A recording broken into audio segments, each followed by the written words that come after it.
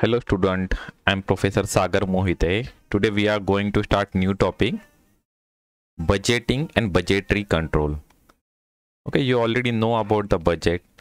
Budget क्या है आपको ऑलरेडी मालूम है, वैसे देखेंगे तो बजट, अभी ये बजट कहाँ से इंट्रोड्यूस हुआ, वो एक्चुअली फ्रेंच वर्ड से एक्चुअली डिराइव्ड हुआ है, bougette. Okay, bougette means actually purse, okay, wallet, okay, in which funds are collected for meeting the anticipated expenses.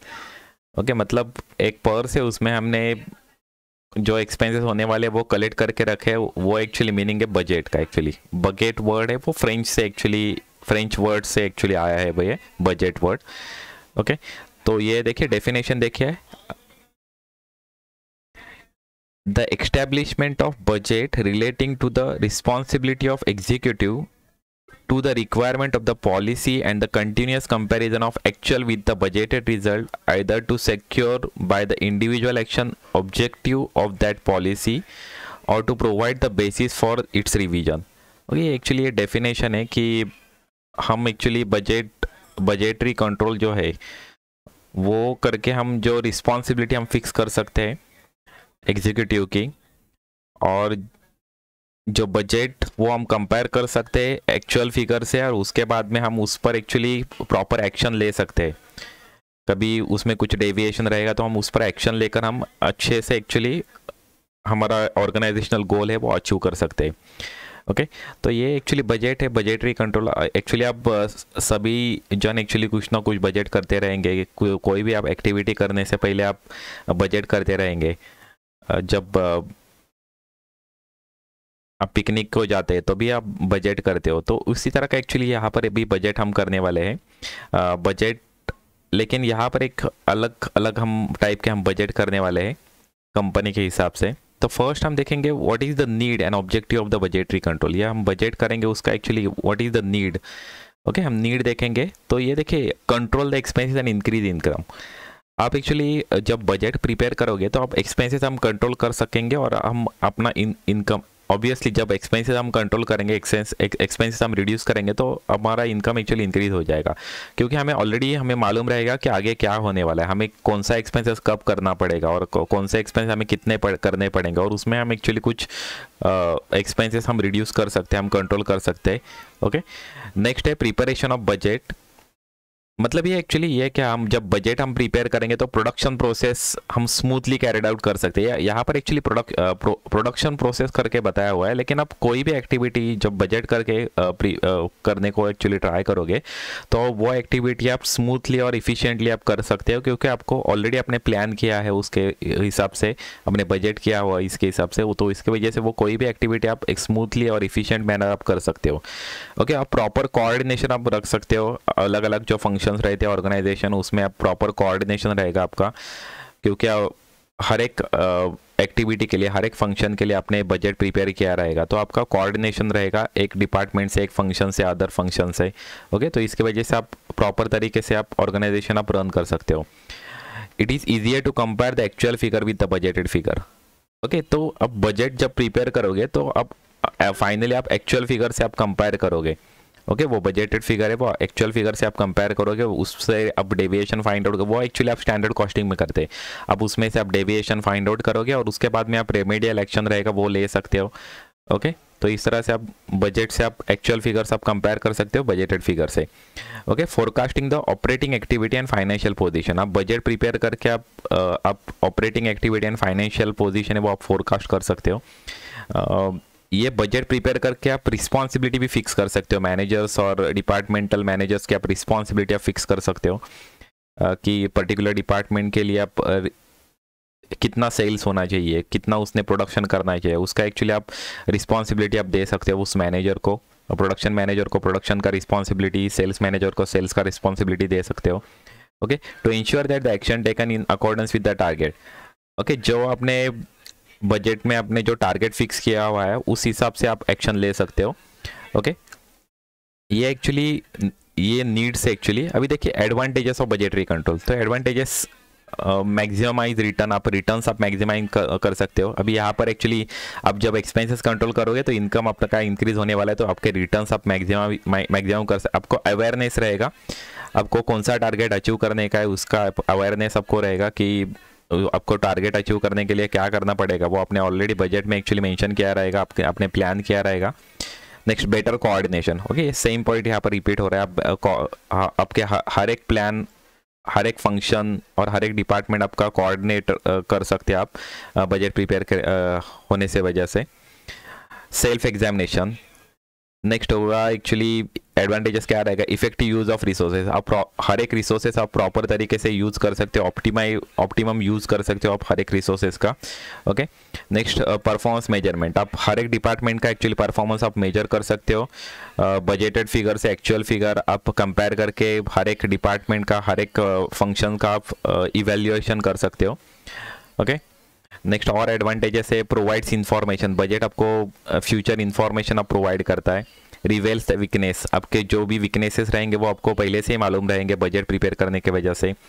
Incentives to executive, आप एग्जीक्यूटिव को इंसेंटिव दे सकते हो, बजट के हिसाब से आपको मालूम रहेगा कि कितना सेल्स होना चाहिए, कितना सेल्स हो सकता है, नहीं तो कोई भी एक्टिविटी कितना आप उसमें मैक्सिमम अचीव कर सकते हो आपको मालूम रहेगा, तो उसके हिसाब से आप मैनेजर को आप उसके हिसाब से आप इंसेंटिव्स दे सकते हो। Okay next ensure working capital, अभी बजट प्रिपेयर किया रहेगा तो इसकी वजह से आपको हर एक चीज़ आपको मालूम रहेगा, कितना मटेरियल लगेगा, कितना आपको लेबर फोर्स लगेगा, कितना कैश लगेगा, तो आप वर्किंग कैपिटल आप प्रॉपर तरीके से आप मेंटेन कर सकते हो।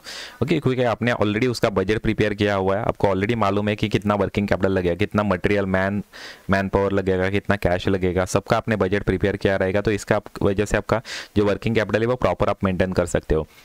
Develop the habits of thinking, आप ये एक्चुअली एडिशनल एक्चुअली ये एडवांटेजेस है, आप थिंकिंग का आपको हैबिट लगेगा, आप बजट प्रिपेयर करोगे मतलब आप फ्यूचर में क्या होने वाला है उसका एक्चुअली ऑलरेडी प्लान करोगे। टूल ऑफ अकाउंटिंग रिस्पॉन्सिबिलिटी, आप रिस्पॉन्सिबिलिटी आप फिक्स कर सकते हो उसके हिसाब से।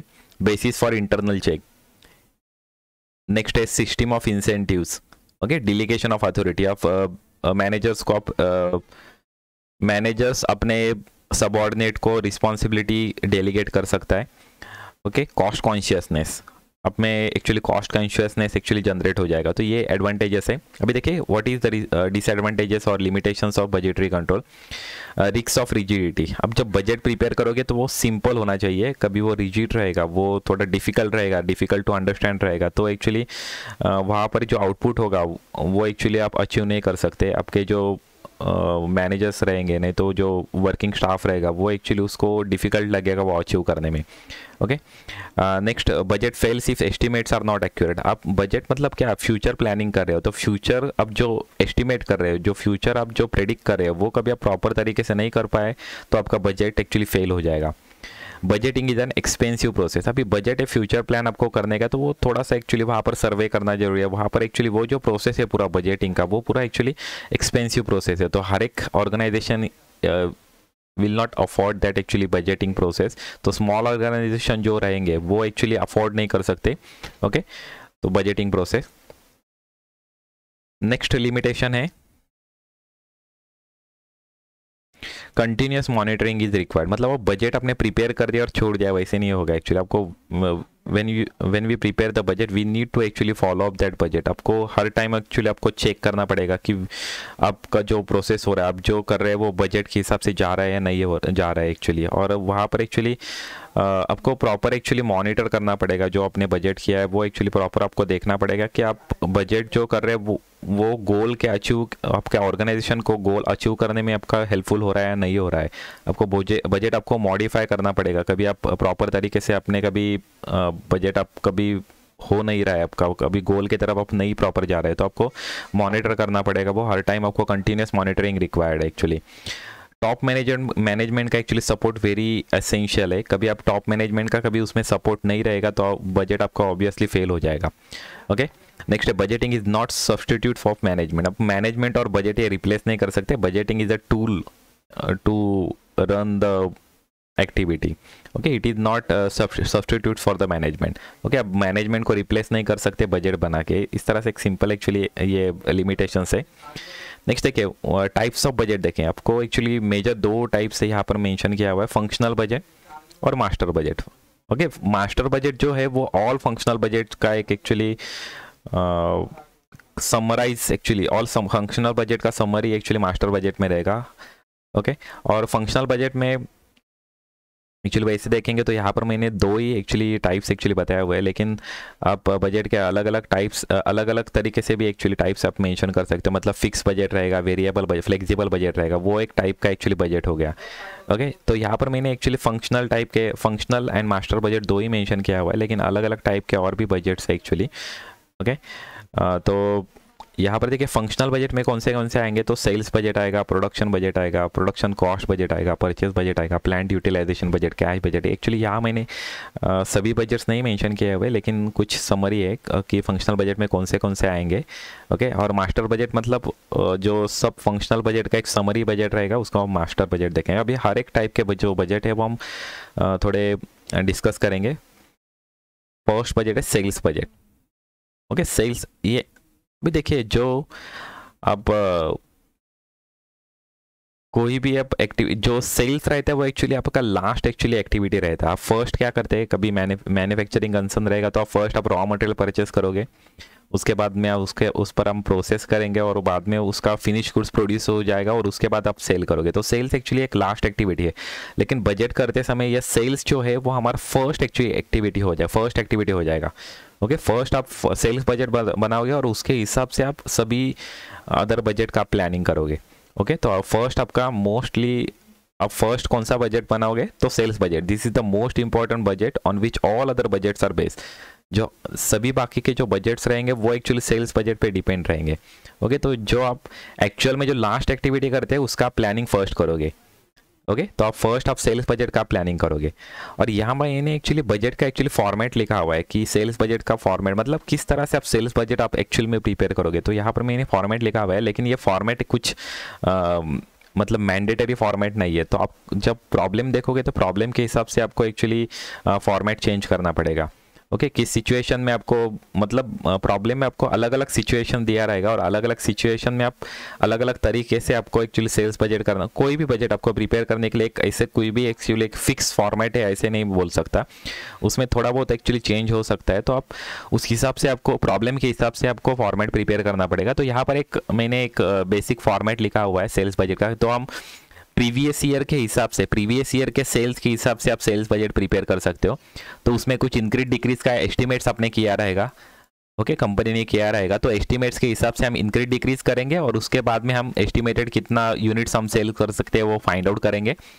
और फाइनली हम सेल्स एस्टिमेटेड सेल्स प्राइस हम डिसाइड करेंगे और उससे मल्टीप्लाई करके हम टोटल सेल्स फाइंड आउट कर देंगे। तो ये हमारा एक सेल्स बजट का एक मैंने फॉर्मेट बता दिया, लेकिन आप सेल्स बजट रिलेटेड अलग अलग टाइप के भी थोड़े इससे अलग प्रॉब्लम भी देख सकते हो। ओके, तो सेल्स ये मैंने बेसिक एक फॉर्मेट लिखा हुआ है, लेकिन यही फॉर्मेट में आपको बजट प्रिपेयर करने का है, ऐसे कुछ नहीं है। ओके, प्रॉब्लम बेस जो फॉर्मेट आपको प्रिपेयर करना पड़ेगा उस हिसाब से आप प्रिपेयर करेंगे। लेकिन नॉर्मली जो प्रॉब्लम्स आते हैं तो इस तरह से आते हैं कि लास्ट पीरियड का कोई इन्फॉर्मेशन दिया रहता है सेल्स का और करंट पीरियड में क्या चेंजेस होंगे वो आपको एक्चुअली प्रॉब्लम में बताया रहेगा और उसके हिसाब से आप में करंट पीरियड का और फ्यूचर पीरियड का बजट आप प्रिपेयर कर दोगे। ओके, तो एक है सेल्स बजट। उसके बाद में आपको आएगा production budget. Normally sales budget prepare करने के बाद आप नॉर्मली आप प्रोडक्शन बजट आप प्रिपेयर करोगे। ओके, तो प्रोडक्शन बजट में आपको क्या रहेगा कि कितना आपको प्रोडक्शन करना पड़ेगा।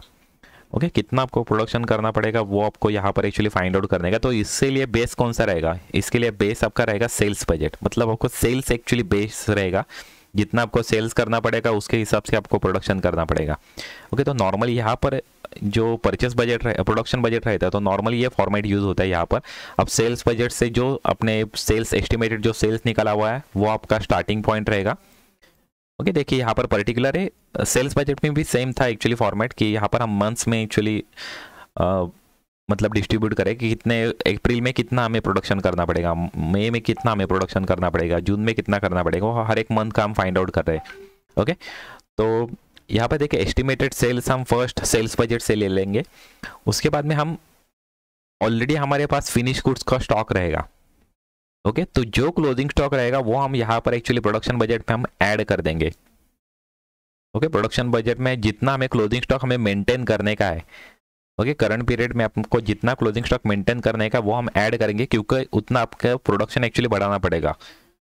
ओके, जो सेल्स करने का उसके हमें अंदर और आपको ऐड क्या करना पड़ेगा कि जो आपको स्टॉक में रखने का गुड्स वो भी आपको एक्चुअली प्रोड्यूस करना पड़ेगा, तो इसकी वजह से वो हम ऐड कर देंगे। और ओपनिंग स्टॉक रहेगा फिनिश गुड्स का, वो हम क्या कर देंगे, लेस कर देंगे, क्योंकि वो ऑलरेडी प्रोड्यूस है, क्योंकि वो ऑलरेडी आपका अपने उसका प्रोडक्शन कर दिया है, वो लास्ट पीरियड में आपने उसका प्रोडक्शन कर दिया, तो करंट पीरियड में वो आपको प्रिपेयर नहीं करने का है। ओके, मतलब आप समझो मई का जब प्रिपेयर कर रहे हो तो अप्रैल में जब क्लोजिंग स्टॉक 1000 यूनिट्स कभी अप्रैल में कभी क्लोजिंग स्टॉक रहेगा, यहाँ पर कभी 1000 यूनिट्स कभी अप्रैल में कभी क्लोजिंग स्टॉक रहेगा, मतलब अपने ऑलरेडी वो प्रोड्यूस कर दिया है।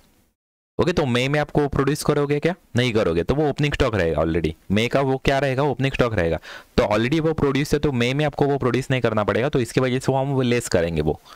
ओके, ये हम लेस करेंगे।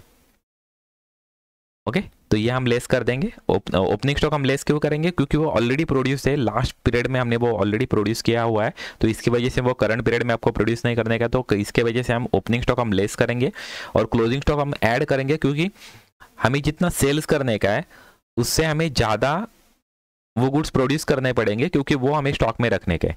ओके, तो इसकी वजह से हमें क्लोजिंग स्टॉक करंट पीरियड के क्लोजिंग स्टॉक हम क्या कर देंगे, ऐड कर देंगे, और ओपनिंग स्टॉक करंट पीरियड के हम क्या कर देंगे, लेस कर देंगे। करंट पीरियड के ओपनिंग स्टॉक मतलब लास्ट पीरियड के क्लोजिंग स्टॉक। ओके, तो इस तरह से हम एक्चुअली प्रोडक्शन बजट प्रिपेयर करेंगे, और ये जो फॉर्मेट है ना वो आगे के सभी बजट के लिए यही सेम फॉर्मेट यूज होगा, add closing stock less opening stock. क्या फॉर्मेट यूज होगा, add closing stock less opening stock. Normally आप देखोगे अभी आगे के भी, तो आगे के भी आप जो बजट का फॉर्मेट देखोगे तो नॉर्मली इस तरह से एक्चुअली प्रिपेयर किए रहेंगे, और ये जो है ना प्रोडक्शन बजट नॉर्मली यही फॉर्मेट आपको यूज़ होगा। ओके, सेल्स बजट में आपको अलग अलग फॉर्मेट यूज़ होते दिखेंगे, एक्चुअली प्रॉब्लम्स हम देखेंगे तभी आपको पता चलेगा, लेकिन प्रोडक्शन बजट में नॉर्मली यही फॉर्मेट यूज़ होगा। एस्टिमेटेड सेल्स रहेंगे, उसके ये सेल्स दिया रहेगा प्रॉब्लम में, नहीं तो हम सेल्स बजट हम प्रिपेयर करेंगे। ओके, और सेल्स बजट का जो आउटपुट रहेगा वो एस्टिमेटेड सेल्स हमारे रहेंगे, वो हम यहाँ पर प्रोडक्शन बजट में हम स्टार्टिंग पॉइंट रहेगा वो। ओके, और उसमें हम क्लोजिंग स्टॉक का इन्फॉर्मेशन दिया रहेगा, नहीं तो हमें कैलकुलेट करने पड़ेंगे, तो हम क्लोजिंग स्टॉक क्या कर देंगे, उसमें ऐड कर देंगे, क्योंकि वो हमें करंट पीरियड को हमको स्टोर करके रखने का है, मतलब हमें वो करंट पीरियड में प्रोड्यूस करने पड़ेंगे, तो हमें उतना प्रोडक्शन हमें बढ़ाना पड़ेगा, तो इसकी वजह से हम क्लोजिंग स्टॉक हम ऐड करेंगे, लेस ओपनिंग स्टॉक करेंगे, क्योंकि ऑलरेडी वो प्रोड्यूस है लास्ट पीरियड में, तो वो गुड्स हमें फिर से हमें प्रोड्यूस नहीं करने का है, तो हमें वो ऑलरेडी प्रोड्यूस जो गुड्स है, जो ओपनिंग स्टॉक है, वो हमें क्या करना पड़ेगा, लेस करना पड़ेगा, तो हमें एस्टिमेटेड प्रोडक्शन हमें करंट पीरियड का हमें निकल के आ जाएगा। ओके, ये हो गया प्रोडक्शन बजट। उसके बाद में देखिए परचेस बजट। ओके, अभी परचेस बजट में आपको क्या करना पड़ेगा, देखिए ये जो प्रोडक्शन बजट आपने प्रिपेयर किया ना, एस्टिमेटेड प्रोडक्शन, तो उतना हमें प्रोडक्शन करने का, लेकिन वो प्रोडक्शन करने के लिए आपको हर एक यूनिट फाइनल प्रोड्यूस करने के लिए आपको मटेरियल कितना लगेगा, वो आपको ये प्रोडक्शन पे आपको डिपेंड रहेगा। तो आप मटेरियल बजट आपको कभी परचेस बजट आपको कभी पूछा तो आपको क्या करना पड़ेगा, पहले आपको प्रोडक्शन फाइंड आउट करना पड़ेगा कि कितना प्रोडक्शन है, कितना प्रोडक्शन आपको करने का है, तो उसके हिसाब से आप मटेरियल कितना रिक्वायर्ड है वो आपको फाइंड आउट कर सकते हैं, मतलब मटेरियल कंजम्पशन कितना है वो आप फाइंड आउट कर सकते हो। ओके, समझो यहाँ पर 1000 यूनिट्स का आपको अप्रैल में प्रोडक्शन करने का है, और एक यूनिट प्रोड्यूस करने के लिए आपको 4 kg मटेरियल लग रहा है, तो आपका 4000 kg आपको मटेरियल कंज्यूम करना पड़ेगा, मतलब 4000 kg आपको मटेरियल रिक्वायर्ड है। ओके, तो इस हिसाब से हम मटेरियल यहाँ पर मटेरियल कंजम्पशन हम फाइंड आउट कर लेंगे फर्स्ट। वो किससे हम फाइंड आउट कर लेंगे, प्रोडक्शन बजट से, हम प्रोडक्शन एस्टिमेटेड प्रोडक्शन से हम फाइंड आउट कर लेंगे। ओके, तो मटेरियल कंजम्पशन यहाँ पर फाइंड आउट हो जाएगा, उसमें फिर से हम क्लोजिंग स्टॉक हम ऐड करेंगे मटेरियल का। ओके, और ओपनिंग स्टॉक लेस करेंगे, क्योंकि ऑलरेडी हमें प्रोड्यूस मतलब मटेरियल हमें परचेस करके रखना पड़ेगा क्लोजिंग स्टॉक में, जो हमें मटेरियल रखने का है वो। ओके, और हमने ऑलरेडी परचेस किया हुआ मटेरियल ओपनिंग स्टॉक में रहेगा। ओके, मतलब लास्ट ईयर को जो क्लोजिंग स्टॉक वो करंट ईयर का ओपनिंग स्टॉक हो जाएगा, तो करंट ईयर को ऑलरेडी ये मटेरियल हमने परचेस किया हुआ है, तो इसके वजह से हम वो लेस कर देंगे। ओके, और हमें एस्टिमेटेड यहाँ पर मटेरियल का एक्चुअली यूनिट्स केजी लीटर्स मिलेगा। ओके, उसको हम यूनिट्स केजी लीटर से मल्टीप्लाई करेंगे, उसका प्राइस आपको दिया रहेगा पर केजी पर यूनिट पर केजी, उससे हम मल्टीप्लाई करेंगे, हम एस्टिमेटेड परचेस कॉस्ट निकालेंगे। ओके, तो यहाँ पर एक्चुअली 2 बजट हमने मेंशन किया हुआ है, परचेस बजट इन यूनिट्स और purchase budget in rupees. Okay, यहाँ पर मतलब आपका बजट का और एक टाइप का एक्चुअली बजट हो जाता है, मैंने बजट का एक्चुअली 2 ही टाइप बताया एक्चुअली, यहाँ पर क्वांटिटेटिव बजट और क्वांटिटेटिव बजट और अमाउंट बजट। ओके, मतलब रुपीज़ वाला बजट और क्वांटिटी बजट, ऐसे एक्चुअली 2 बजट और एक्चुअली टाइप हो जाता है। तो इसमें एक्चुअली ये देखो, ये क्वांटिटी बजट है, और ये अमाउंट वाला बजट है। तो ये दो टाइप के बजट हमने यहाँ पर एक्चुअली प्रिपेयर कर दिए। एक्चुअली परचेस बजट में हम कितने गुड्स हमें परचेस करने पड़ेंगे, कितना मटेरियल हमें परचेस करना पड़ेगा, ये हम इस बजट में हम फाइंड आउट करेंगे, यहाँ पर हम एस्टिमेट करेंगे। नेक्स्ट बजट है कैश बजट। अभी कैश बजट है ना, ये फंक्शनल बजट में एक्चुअली ये अलग से एक्चुअली मेंशन किया जाता है कैश बजट। ओके, तो कैश बजट है हमें कैश कितना हमें लगेगा, हमें कितना कैश हमें रिक्वायर्ड रहेगा हर मंथ में, नहीं तो हर क्वार्टर में, और उसके वजह से उसकी तरह से हम कितना फंड्स हमें रिक्वायर्ड रहेगा वो हम एस्टिमेट कर सकते हैं और लोन का प्रोविजन कर सकते हो। नहीं तो एक्सेस अमाउंट हमें मतलब रिसीव होने वाला है तो हम इन्वेस्टमेंट का प्रोविजन कर सकते हैं, कितना हमें इन्वेस्ट करना पड़ेगा अमाउंट और कौन से फंड्स में हमें इन्वेस्ट करना पड़ेगा उसका हम प्लानिंग कर सकते हैं। तो कैश बजट हमें प्रिपेयर करके हम फंड का जो रिक्वायरमेंट रहेगा वो हम मैनेज कर सकते हैं। ओके, वो किसी भी तरह से हमारा फंड हमारा ब्लॉकेज नहीं हो जाएगा कभी हम कैश बजट कभी हम प्रिपेयर करेंगे तो। ओके, तो कैश बजट का ये देखिए, ये अलग तरह से actually format actually cash budget का। देखिए यहाँ पर हम कैश का ओपनिंग बैलेंस लिखेंगे ऊपर, ये फॉर्मेट फिक्स है। ओके, इसमें भी थोड़ा बहुत चेंजेस हो सकता है एक्चुअली। देखिए यहाँ पर हम ओपनिंग कैश बैलेंस हम मेंशन करेंगे। ओके, उसके बाद में जो रिसिट्स रहेगा वो सभी रिसिट्स यहाँ पर हम मेंशन कर देंगे। अभी यहाँ पर मैंने एक्चुअली 2-3 रिसिट्स मेंशन किया हुआ है, कलेक्शन फ्रॉम डेटर से, कैश सेल से, इंटरेस्ट रिसीव्ड, जो भी रिसिट्स आएंगे वो सभी रिसिट्स हम यहाँ पर हम ऐड करेंगे। ओके, तो यहाँ पर हम टोटल रिसिट फाइंड आउट कर देंगे, ये तीनों का टोटल हो जाएगा टोटल रिसिट। ओके, उसके बाद में हम लेस करेंगे पेमेंट्स, हम लेस करेंगे। ओके, पेमेंट्स में अलग अलग जितने भी पेमेंट्स रहेंगे, payment to creditors, interest paid, okay, salary paid, wages paid, जो भी पेमेंट्स रहेगा वो हम यहाँ से लेस कर देंगे, हमारे यहाँ पर टोटल हम पेमेंट फाइंड आउट करेंगे। अभी opening stock of cash at total receipt and less total payment. Okay, इसका हमें फाइनल एक्चुअली आउटपुट हमें मिलेगा, वो रहेगा closing balance of cash. Okay, A plus B plus C, A opening stock है, B receipt है, सी पेमेंट है, A plus B plus C आपको फाइंड आउट हो जाएगा क्लोजिंग बैलेंस ऑफ कैश। तो ये जनवरी का क्लोजिंग बैलेंस ऑफ कैश हमारा फाइंड आउट हो जाएगा, ये हमारा फरवरी का ओपनिंग बैलेंस रहेगा कैश का।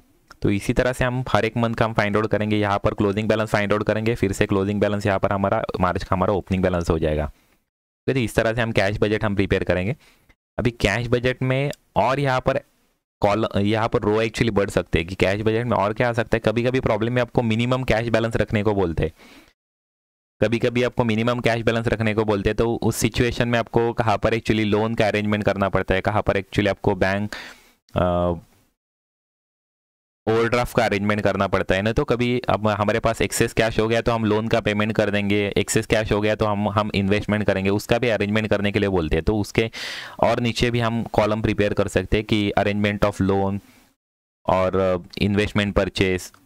ओके, और उस पर इंटरेस्ट कैलकुलेशन रहता है। तो वो एक्चुअली उस तरह से हम एडिशनल एक्चुअली कॉलम्स ने एक्चुअली यहाँ पर एडिशनल एक्चुअली इन्फॉर्मेशन हम मेंशन कर देंगे, बैंक ओवरड्राफ्ट का अरेंजमेंट, नहीं तो लोन का अरेंजमेंट, नहीं तो इन्वेस्टमेंट परचेस, लोन का रीपेमेंट। ओके, तो ये भी कॉलम यहाँ पर नीचे प्रिपेयर हो सकते हैं उस टाइप का कभी प्रॉब्लम रहेगा तो। ओके, नॉर्मली ये हमारा कैश बजट के लिए फॉर्मेट आप बोल सकते हो। Okay, opening balance of cash eight receipt, less payment and finally closing balance. Okay, ये कैश बजट का फॉर्मेट है। नेक्स्ट और एक टाइप का बजट आता है, उसको बोलते हैं फ्लेक्सिबल बजट। ओके, यहाँ फ्लेक्सिबल बजट में ना fix expenses and variable expenses उसको एक्चुअली आपको बाइफरकेट करना आना चाहिए। फ्लेक्सिबल बजट मतलब वेरियस लेवल्स ऑफ एक्टिविटी का बजट आप प्रिपेयर कर दोगे। मतलब आपको ऐसे बताएंगे कि आपका प्रोडक्शन एंड सेल्स कभी 10,000 यूनिट्स रहेगा तो कितना एक्सपेंसेस होगा वो फाइंड आउट करो, 15,000 यूनिट्स रहेगा तो कितना एक्सपेंसेस होगा फाइंड आउट करो, 20,000 यूनिट्स रहेगा तो कितना एक्सपेंसेस होगा फाइंड आउट करो, नहीं तो कितना इनकम होगा, कितना प्रॉफिट होगा वो फाइंड आउट करो। तो अलग अलग लेवल ऑफ एक्टिविटी का आपको बजट प्रिपेयर करने को बोलेंगे, 10,000 यूनिट्स, 15,000 यूनिट्स, 20,000 यूनिट्स, ये अलग अलग एक्टिविटी है।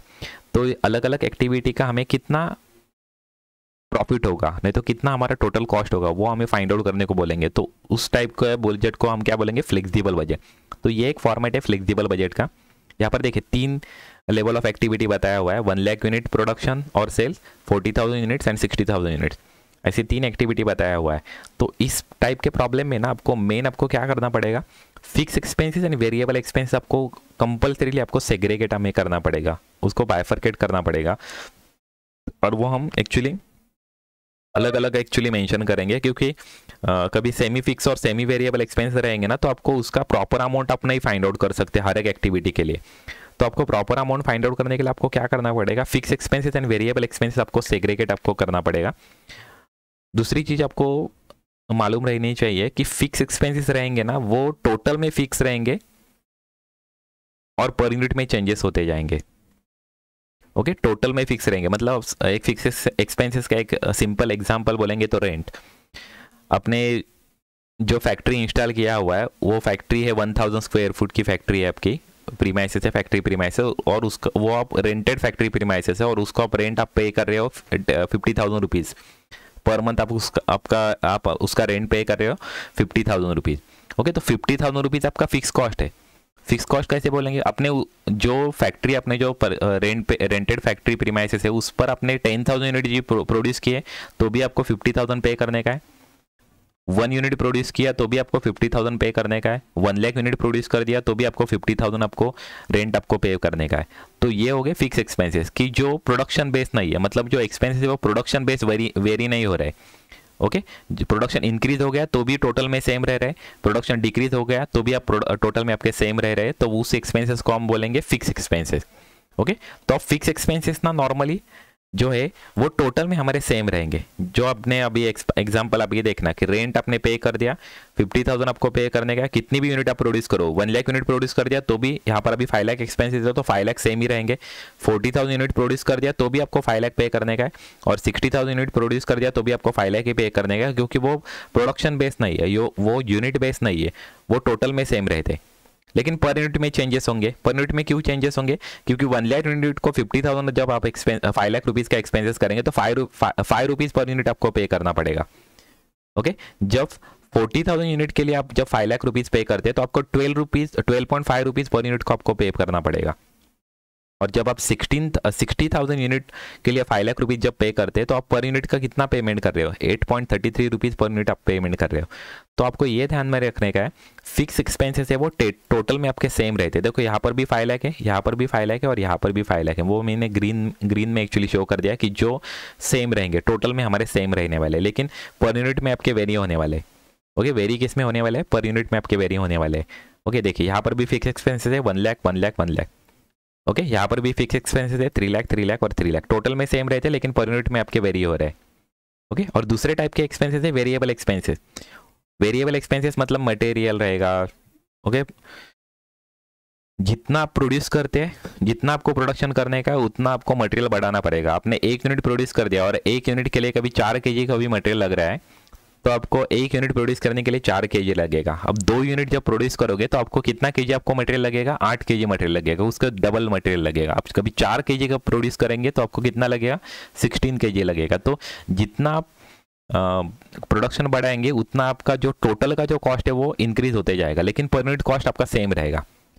पर यूनिट कॉस्ट आपका क्या रहेगा, सेम रहेगा। मतलब मटेरियल कभी समझो 90 रुपीज़ kg है तो यहाँ पर आपको 90 रुपये kg ही देना है। ओके, पर kg आपका जितना रहेगा उतना ही, तो पर यूनिट में आपका सेम रहेगा। देखिए जो वेरिएबल कॉस्ट है वो पर यूनिट में सेम रहेगा लेकिन टोटल में वेरी होता जाएगा। ओके, टोटल में आपका वेरी होता जाएगा। यहाँ पर 1 लाख यूनिट के लिए 9 लाख रुपीज़ लग रहा है, यहाँ पर 40,000 यूनिट के लिए 3,60,000 रुपीज़ लग रहा है, और 60,000 यूनिट्स के लिए आपको 5,40,000 रुपीज़ लग रहा है, क्योंकि पर यूनिट में सेम है आपका 90 रुपीज़ 90 रुपीज़ 90 रुपीज़। ओके, तो ये हो गया वेरिएबल एक्सपेंसेस। ओके, तो वेरिएबल एक्सपेंसेस आपके टोटल में सेम रहेंगे, फिक्स एक्सपेंसेस आपके वेरिएबल एक्सपेंसेस आपके पर यूनिट में सेम रहेंगे, वो टोटल में चेंजेस होते जाएंगे, और फिक्स एक्सपेंसेस टोटल में सेम रहेंगे और पर यूनिट में वेरी होते जाएंगे। ओके, तो ये एक्चुअली बेस है फ्लेक्सिबल बजट का। ये आपको 2 चीज़ें समझ में आ गया ना, तो फ्लेक्सिबल बजट प्रिपेयर करना एकदम ईजी है एक्चुअली। ओके, तो ये फ्लेक्सिबल बजट ये डिफरेंट टाइप जो बजट्स आपके एक्चुअली एग्जाम में आते हैं वो मैंने मोस्टली हाईलाइट करके आपको बताया हुआ है। Sales budget, production budget, purchase cost budget. Okay, उसके बाद में कैश बजट भी आता है आपको, और उसके बाद में हमने फ्लेक्सिबल बजट। ये इतने टाइप्स के मोस्टली बजट आपके एग्जाम में आते हैं, तो वो मैंने हाईलाइट करने के लिए आपको बताया कि अभी ये एक्चुअली बेसिक वीडियो हो गया, मतलब बेसिक इन्फॉर्मेशन हो गया। अभी हम एक्चुअल प्रैक्टिकल प्रॉब्लम हम देखेंगे। ओके, हम एक्चुअल प्रैक्टिकल प्रॉब्लम हम अभी स्टार्ट करेंगे। ओके, तो देखते हैं एक्चुअल प्रैक्टिकल प्रॉब्लम।